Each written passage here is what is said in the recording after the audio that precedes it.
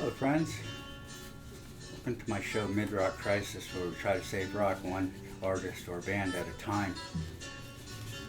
Today we're going to talk about America. This is a redo because one of my videos, actually two videos, got put out without correct audio. Apparently Bluetooth put some bugs in my computer, so I had to find out how to fix that. You know, I'm not Joe Computer here, but apparently now it is fixed. Thank goodness.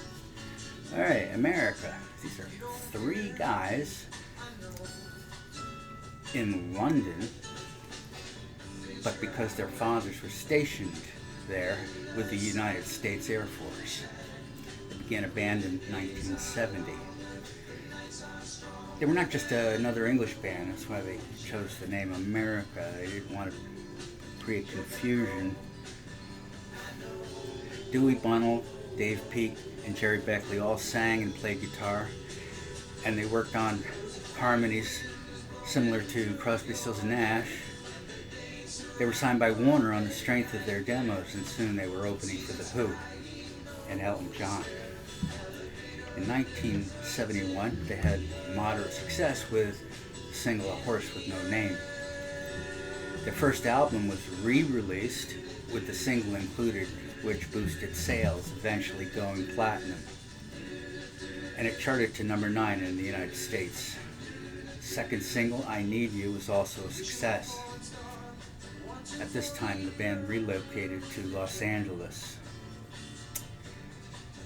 America expanded at this time also to a 5-piece by adding bass and drums. Joe Osborne and Hal Blaine helped to change the acoustic image, but the tight harmonies were kept. Dave Peake played lead guitar. All three continued to write. The next album was called Homecoming, and the single Ventura Highway won a Grammy. And their follow-up album, Hat Trick, continued their success despite the single Muskrat Love not charting until it was covered by the Captain and Tennille. Poor sales of Hat Trick prompted their label to seek a different producer, and George Martin was brought in, who'd had such success with the Beatles and others at Abbey Road. He moved America to Air Studios. The next album was embellished with strings and brass, and Holiday climbed the charts to number 10, as promised. Singles Tin Man and Lonely People were hits. Then in 1975, they put out the album Heart. Sister Golden Hair charted. The follow-up compilation album History went platinum.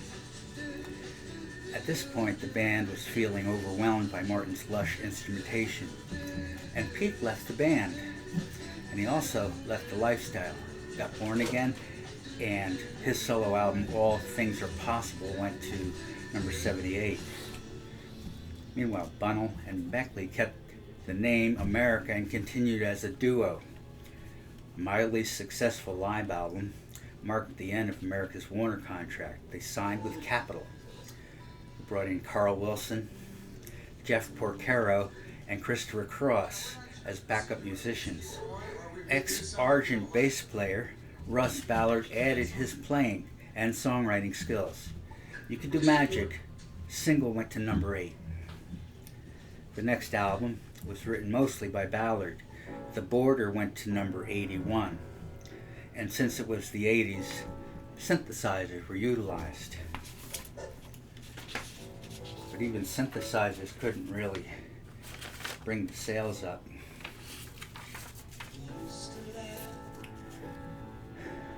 Their album Holiday, George Martin's all over this one. Tin Man is solid, best one in a long while, if you ask me. I don't mind the orchestration, but it's not a horse with no name. This horse has a name, and that name is George Martin. In 75, Heart, Sister Golden Hair, as I said, that was their only hit on that album because the rest of the album was pretty thin. 1976 Hideaway was recorded at a Colorado ranch in the wintertime. Not sure why. 1977, Harbor was recorded in Hawaii, like the Beatles went to the Caribbean. Maybe not. This album has absolutely no redeeming quality. 1979, Silent Letter. Peel is now out. He started his career as a solo artist in Christian music. He also got clean and sober, and more power and glory to him, if you ask me. I know what it's like to feel sick and tired of being sick and tired. Did I say that right? I don't know. Songs by America, the duo, are much improved over Harbor. There's no hits in the U.S. The only game in town charted in Asia. 2080, Alibi. Now George Martin is gone. The Eagles' Timothy B. Schmidt helped with vocals, and Waddy Watchell, Stevie Nicks' bandmate and guitarist, helped out as well. And these are pleasant, well-crafted songs, but with no hits and no sales. Except in Italy. I like the track Valentine. In 82, View from the Ground. The single, You Can Do Magic, puts America back on the map. Russ Ballard has made America an adult contemporary band of the 80s, and Criss Cross is an extra dose of the 80s. Right Before Your Eyes also charted, especially in the Philippines. Became known as the Rudolph Valentino song. They must like the old flicks there.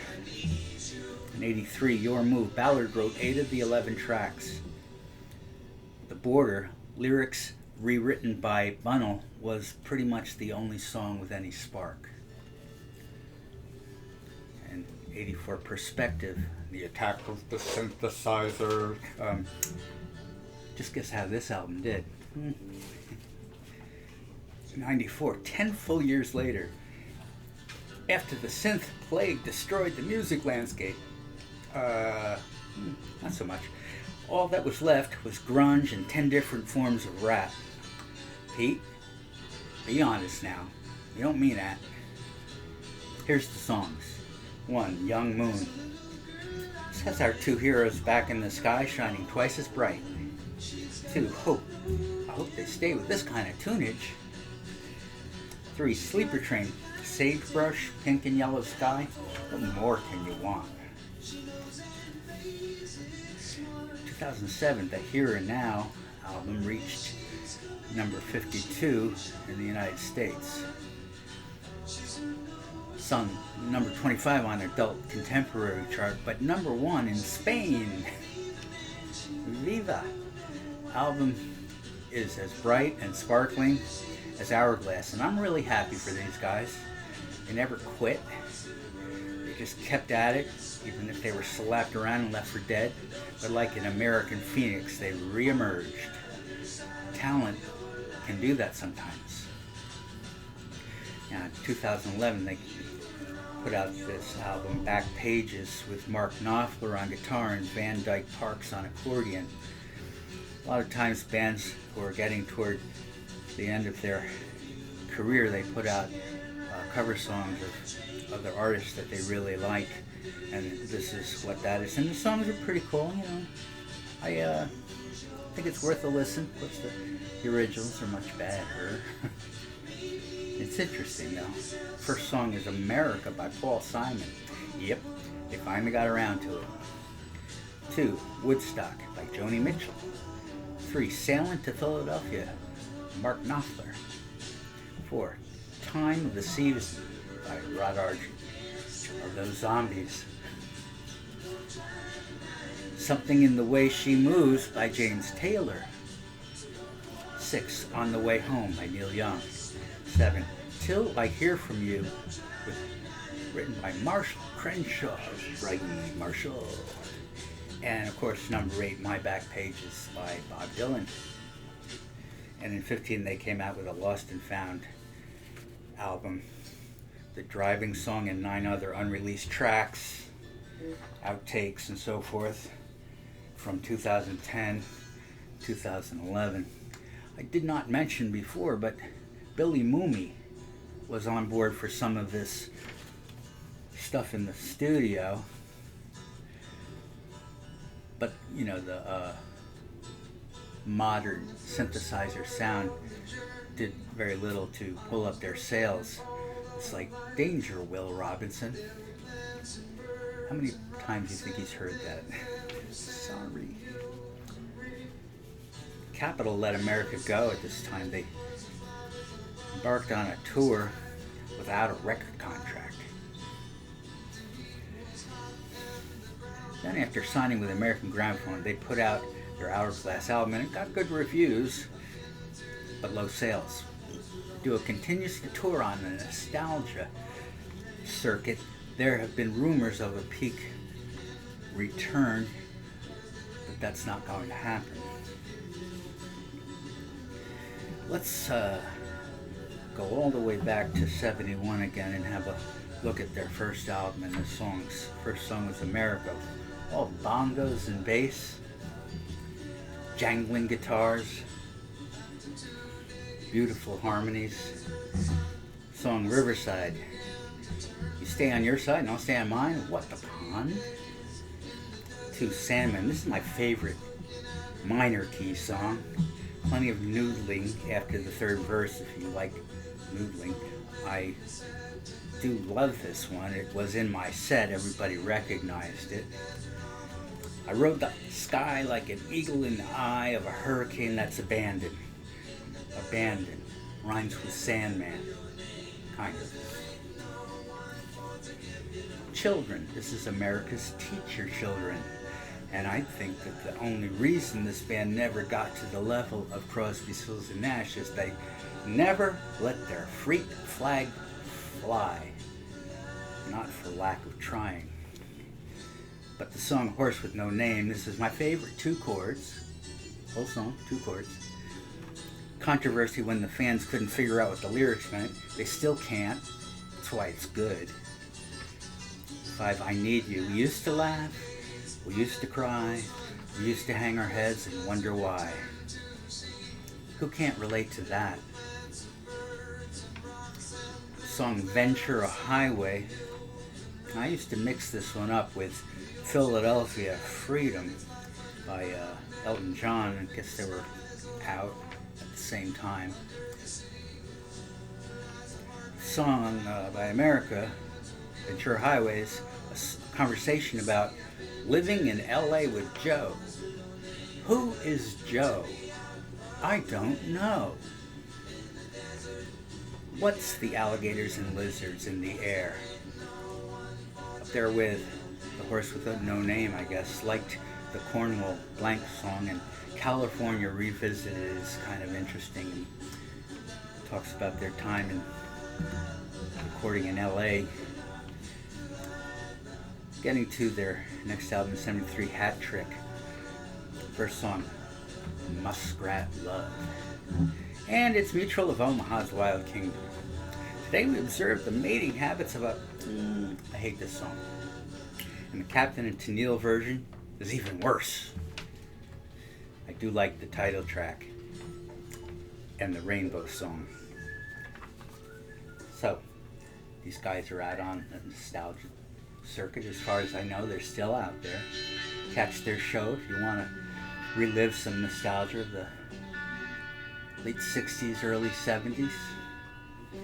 We all need a little nostalgia. 50s nostalgia shows are doing well. They're fun, and a lot of people go to them, dance, and have a great old time. Now, 60s nostalgia shows are quite different. Mostly a nod to San Francisco sound. But obviously there's bands from the 70s from the East Coast and the middle of the country also. Coming to mind is my favorite, Patti Smith. Another favorite, the Ramones. Some people would say this is not a punk band. The Ramones, they might be to some and might not be to others. More about that in my show about the Ramones. As far as 80s nostalgia, I'm not ready for that. Still kind of living in the 70s. Can you tell? Anyway, thank you everyone for being with me. If you're subscribed to YouTube, please hit like And leave a comment if you like. There's a bell you can ring to find out on your email when new shows come out. And I'm going to be putting out some pretty good ones soon. I guarantee. Thanks everybody. See you next time. Peace.